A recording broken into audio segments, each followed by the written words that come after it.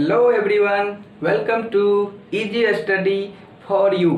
आज के इस लेक्चर में हम लोग पढ़ने वाले हैं इंटीग्रेशन। उससे पहले मैं आप लोगों को बता दूं कि इससे पहले के लेक्चर में हम लोग पढ़ चुके हैं कि कैलकुलस क्या होता है, ठीक है। उसके बाद कैलकुलस के कितने प्रकार होते हैं, और उसके बाद जो हम लोग डिफरेंशिएशन को बहुत ही शॉर्ट में मेमोराइज किया था। अगर आप लोग मेरे उस वीडियो को नहीं देखे हैं तो प्लीज़ आप लोग प्लेलिस्ट में जाके उस वीडियो को देख लें। उसके बाद आप लोग का ये इंटीग्रेशन और भी इजी हो जाएगा। तो चलिए हम लोग आज का टॉपिक स्टार्ट करते हैं। अगर मैं बात करूं इंटीग्रेशन की तो सबसे पहले हम लोगों के पास एक क्वेश्चन आता है। पहला क्वेश्चन क्या आता है?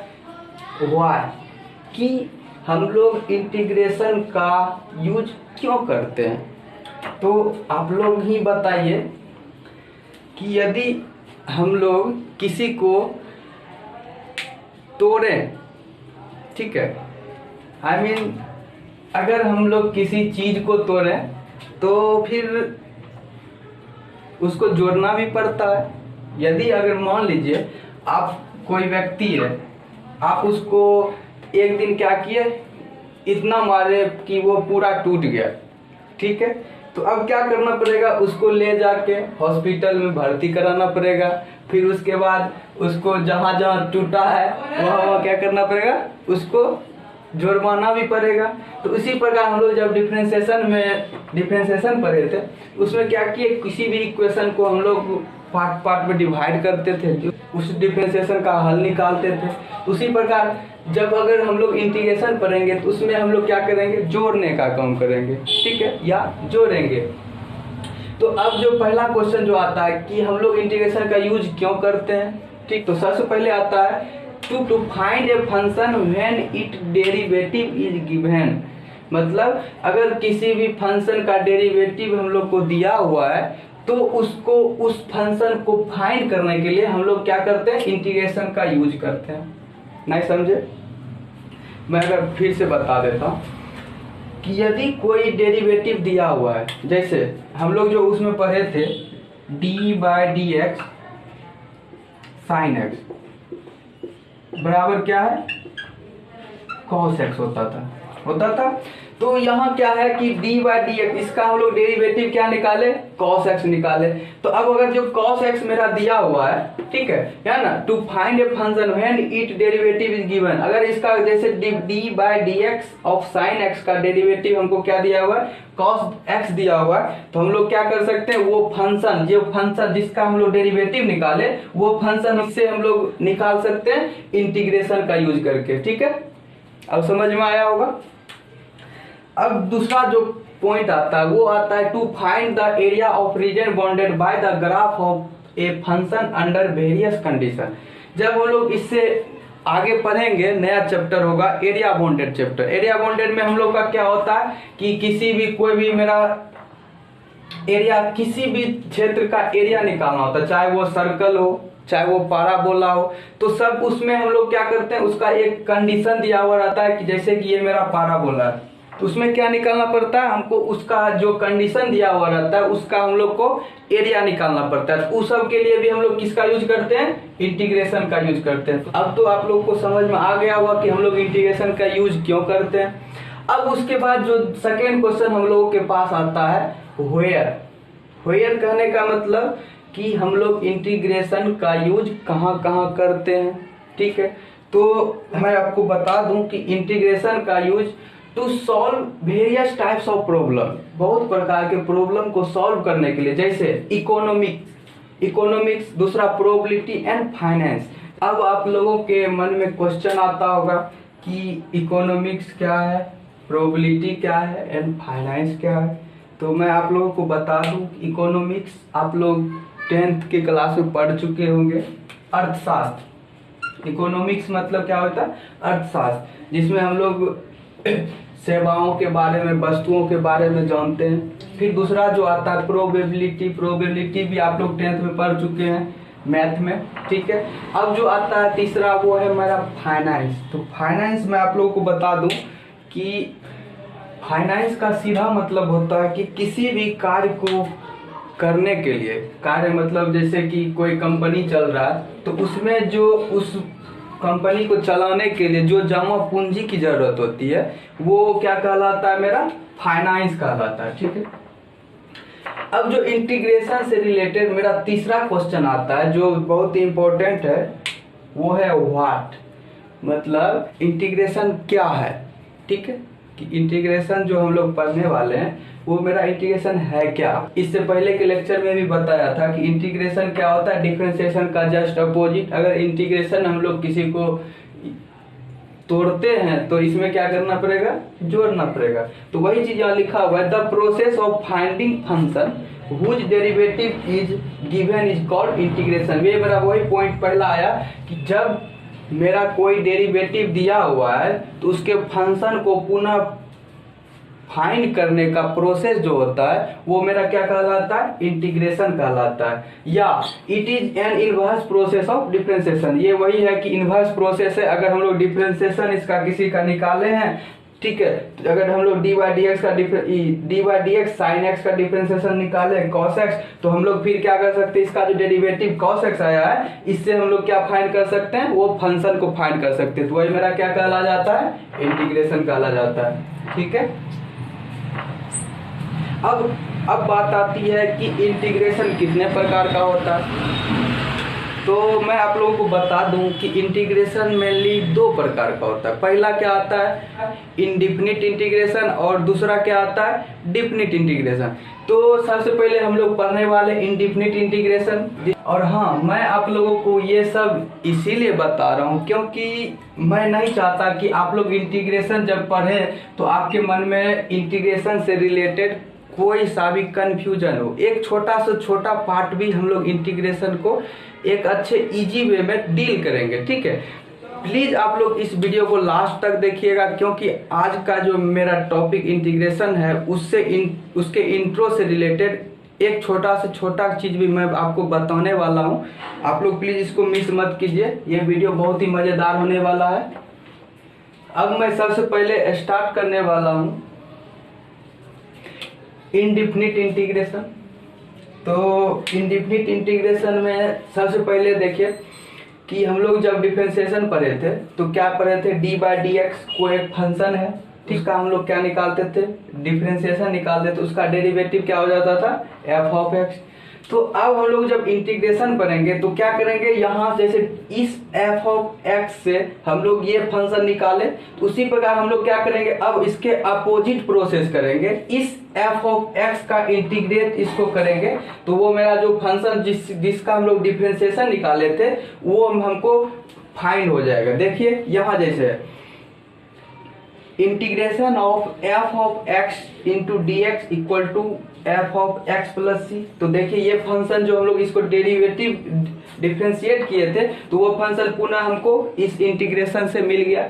तो अब सबसे पहले ये जानते हैं कि साइन क्या होता है। ठीक है, तो सबसे पहले मैं यहाँ ये साइन के बारे में बता देता हूँ। ये जो साइन होता है ये क्या किसका साइन होता है, इंटीग्रल साइन का जो सिंबल होता है वो क्या होता है, इस प्रकार से होता है। ठीक है, ये क्या हुआ, मेरा साइन हो गया किसका, इंटीग्रल का। ठीक है, जिसका कि हम लोग जैसे इंटीग्रेशन निकालेंगे तो सबसे पहले ये साइन अगर कहीं भी आपको नजर आए तो सबसे पहले आप लोग क्या समझिएगा कि ये मेरा क्या है, इंटीग्रेशन है। ठीक है, अब जो बात आती है कि इसके अंदर जो ये मेरा एफ एक्स डी एक्स है ये क्या है, तो वो भी मैं यहाँ देखिए मेंशन कर दिया हूं कि एफ एक्स डी एक्स क्या है, is the integration of f with respect to x. जैसे कि हम लोग डिफरेंशिएशन में निकालते थे, क्या निकालते थे, d by d x sine x, मान लीजिए। तो D by d x sine x, तो इसका हम लोग जो इसको हम लोग एक्सप्लेन करते थे, कैसे एक्सप्लेन करते थे कि साइन एक्स का डिफरेंशिएशन किसके रिस्पेक्ट में, विथ रिस्पेक्ट टू एक्स। तो इसी प्रकार हम लोग जब इंटीग्रेशन में आएंगे तो क्या लिखेंगे, एफ एक्स डी एक्स को लिखेंगे F x d x is the integration of F, मतलब इस जो फंक्शन है ये फंक्शन का, इसका हम लोग ये जो फंक्शन एफ है उसका हम लोग इंटीग्रेशन निकालेंगे, किसके रिस्पेक्ट में निकालेंगे, विथ रिस्पेक्ट टू एक्स, क्योंकि यहाँ एंगल में ये मेरा क्या दिया हुआ है, एक्स दिया होगा, अगर इस जगह हम लोग का थीटा रहेगा तो वो क्या हो जाएगा विथ रिस्पेक्ट टू थीटा। इस जगह अगर राम दिया हुआ रहेगा तो क्या होगा विथ रिस्पेक्ट टू राम। हम लोग राम के रिस्पेक्ट में क्या निकालेंगे, इंटीग्रेशन निकालेंगे, ठीक है। अब उसके बाद जो बात आती है कि एफ एक्स डी एक्स तो हम लोग जान गए। अब उसके अंदर जो है अगर ये मेरा डी एक्स हटा दिए इस डी एक्स को तो उसके बाद क्या आता है एफ एक्स। तो सब अब हम लोग जानते हैं कि एफ एक्स क्या होता है। आप लोग ऐसे भी देख सकते हैं कि एफ एक्स तो पहले हम लोग जानते हैं कि फंक्शन है, लेकिन जब इंटीग्रेशन की बात आती है तो इंटीग्रेशन में एफ एक्स यहाँ क्या कहला जाता है, इंटीग्रैंड कहला जाता है। अब उसके बाद जो बात आती है एफ एक्स के अंदर जो एक्स है वो मेरा क्या कहलाएगा, तो वो तो ऐसे ही जानते हैं वेरिएबल होता है। तो अगर इंटीग्रेशन में हम लोग पढ़ रहे हैं तो वो क्या हो जाएगा वेरिएबल ऑफ इंटीग्रेशन, ठीक है। अब ये जो आ गया लास्ट में क्या आया dx, ठीक है, जो इसके लास्ट में क्या है dx। तो dx क्या है, dx को हम लोग कहते हैं the element of integration. Integration का एलिमेंट है, जैसे किसी भी चीज में एक एलिमेंट क्या करता है उसका भूमिका निभाता है। तो यहाँ क्या है dx is the element of integration, या उसको क्या बोल सकते हैं डिफरेंशियल ऑफ x, ठीक है। उसके बाद जो ये आता है लास्ट में जो हम लोग यहाँ देख रहे हैं कि एफ एक्स प्लस सी, ये मेरा जो c इसमें ऐड किया हुआ है वो मेरा क्या कहला जाता है, c is called constant of integration. जो इंटीग्रेशन होता है उसका जो कांस्टेंट है वो मेरा क्या कहला जाता है c। जैसे कि आप लोग 10th में इससे पहले भी पढ़े होंगे फिजिक्स में केमिस्ट्री में, क्या करते हैं कि किसी भी इक्वेशन को जब हम लोग निकालते हैं तो उसमें एक आर्बिट्री कांस्टेंट क्या किया जाता है, जोड़ा जाता है, ठीक है। अच्छा, अब आप लोग एक चीज पे गौर कीजिएगा कि यहाँ जो डिफरेंशिएशन हम निकाले थे d by d x f of x equal to f of x, ठीक है। ये मेरा कैपिटल एफ है और ये मेरा स्मॉल एफ है। तो इसका जब हम लोग इंटीग्रेशन निकाले तो क्या निकाले, integration of f of x d x equal to f of x plus c. तो क्या आप लोग ये जानते हैं कि इसमें जो क्या है, ये जो प्लस सी है ये कहाँ से ऐड हो रहा है, लेकिन हम जो देख रहे हैं डिफरेंशिएशन में तो ऐसा कोई प्लस सी है नहीं। तो आप बोलिएगा कि सर आप जो बताए कि डिफरेंशिएशन का जस्ट अपोजिट होता है, तो इसमें सर कहीं सी ऐड नहीं है तो इसमें सर ऐड क्यों किए, ठीक है। तो ये एक बहुत ही मजेदार क्वेश्चन है, ठीक है। तो सबसे पहले मैं चाहता हूं कि आप लोग मुझे कमेंट करके ये बताइए कि क्या आपको पता है कि ये जो सी ऐड किया जाता है वो क्यों ऐड किया जाता है, ठीक है। वैसे भी मैं आगे की क्लास में आपको ये क्वेश्चन बहुत ही अच्छे से बताने वाला हूं, लेकिन उससे पहले मैं चाहता हूं कि आप लोग प्लीज कमेंट करके हमें बताएं। अब मैं आप लोगों को एक छोटा सा एग्जांपल देता हूं जिससे आप लोग इस इंटीग्रेशन को और थोड़ा बेहतर जान पाएं। प्लीज आप लोग जल्दी से इसको नोट कर लीजिए। अब सबसे पहले आप लोग इस एग्जांपल को देखिए, ठीक है। ये जो एग्जांपल है इसमें क्या लिखा हुआ है, d by d x x square equal to 2x। तो डिफरेंशिएशन में आप लोग इससे पहले की क्लास में मेमोराइज भी किए थे कि D by d x x square का डिफरेंशिएशन जो होता है 2x आता है। तो कैसे आता है, तो हम लोग इसका जो फार्मूला डायरेक्ट होता है क्या होता है, d by d x x पर power n equal to n x पर पावर n माइनस 1, ठीक है। तो इसी प्रकार x पर पावर n है, यहाँ x पर पावर 2 है, तो क्या हो गया 2x पर पावर n माइनस 1 मतलब 2 माइनस 1, तो 2x सिर्फ हो गया, ठीक है। तो जब हम लोग इस डिफरेंशिएशन का एक्स स्क्वायर का डिफरेंशिएशन निकाले तो मेरा 2x आया। तो जब डिफरेंशिएशन क्या होता है, इंटीग्रेशन का जस्ट अपोजिट होता है। तो अगर हम लोग डिफरेंशिएशन निकाल ले एक्स स्क्वायर का 2x तो इसका इंटीग्रेशन 2x का क्या होना चाहिए, एक्स स्क्वायर होना चाहिए। तो देखिए integration of 2x equal to क्या है, एक्स स्क्वायर प्लस c। तो यहाँ तो देख रहे हैं कि हम लोग इसका जब इंटीग्रेशन निकाले तो एक्स स्क्वायर तो आ गया, लेकिन उसमें भी फिर क्या ऐड हो रहा है, c ऐड हो रहा है। मैं अब बताऊंगा कि ये जो इंटीग्रेशन 2x dx बराबर एक्स स्क्वायर प्लस c जो आया ये मेरा कैसे आया। ये तो हम लोग तो ये तो जानते हैं डिफरेंशिएशन इतना होता है और ये भी जानते हैं कि इसका रिवर्स प्रोसेस होता है, लेकिन ये रिवर्स प्रोसेस ये काम कैसे करता है और कैसे इसका फार्मूला बनाया जाता है ये हम लोग अभी जस्ट देखने वाले हैं, ठीक है। अब मैं इनडिफिनिट इंटीग्रेशन में मैं आप लोग को इससे आगे ले चलूं तो उससे पहले हम लोग इनडिफिनिट इंटीग्रेशन का कुछ बेसिक रूल जान लेते हैं, उसके बाद हम लोग इससे आगे कंटिन्यू रहेंगे, ठीक। अब हम लोग देखते हैं कि मेरा इंडिफिनिट इंटीग्रेशन का बेसिक रूल क्या है। ठीक है, तो सबसे पहला रूल नंबर 1 है। ठीक है, इससे पहले मैं आप लोगों को बता दूं कि चाहे आप पॉलिटेक्निक वाले स्टूडेंट हो या इंजीनियरिंग वाले स्टूडेंट हो या BCEC LE जो आप लोग 6 सेमेस्टर के स्टूडेंट हैं, तो उन सबों के लिए ये इंटीग्रेशन बहुत ही इम्पोर्टेंट है। आप लोग प्लीज़ इस इंटीग्रेशन का लेक्चर आप लोग रेगुलरली कीजिए, जिससे कि आप लोग का एग्जाम में एक अच्छा स्कोर कर सकते हैं। और इससे सबसे ज़्यादा खुशी मुझे होगी कि आप लोग मेरे इस लेक्चर को देख के अपने एग्जाम में एक अच्छा स्कोर कर पाए। तो चलिए सबसे पहले देखते हैं रूल नंबर 1। तो इंटीग्रेशन का जो मेरा रूल नंबर 1 मेरा कहता है कि integration of n dx equal to क्या हो जाता है, n of nx plus c। ठीक है, वहाँ वेयर n इज कांस्टेंट, मतलब इसमें जो ये मेरा n है वो मेरा क्या है, कांस्टेंट है। तो हम लोग सबसे पहले इसका एक एग्जांपल देख लेते हैं कि रूल नंबर 1 मेरा आखिर काम कैसे करता है। तो सबसे पहला जो एग्जांपल है वो है, इस n की जगह ये n मेरा क्या है, कांस्टेंट है। कांस्टेंट कुछ भी ले लीजिए, या तो a b ले लीजिए या कोई डिजिट में ले लीजिए। तो चलिए मैं सबसे a ले लेता हूँ। ठीक है, a ऑफ dx। तो integration of a of dx, तो a मेरा क्या है, यहाँ कांस्टेंट है। तो इसमें क्या पहला रूल कहता है कि अगर कांस्टेंट का इंटीग्रेशन हम लोग करेंगे तो कांस्टेंट जो रहता है वो सिर्फ कांस्टेंट मेरा क्या रहता है, इस इंटीग्रेशन से बाहर आ जाता है। यहाँ देख रहे हैं कि इसका इंटीग्रेशन क्या आ गया, बाहर आ गया। ठीक है, तो ये जो मेरा a है ये मेरा क्या आ जाएगा, इंटीग्रेशन से बाहर आ जाएगा। तो क्या हो जाएगा, a हो जाएगा। और जो इंटीग्रेशन है ये किस में आ जाएगा, इंटीग्रेशन ऑफ dx। ठीक है, समझ रहे हैं आप लोग।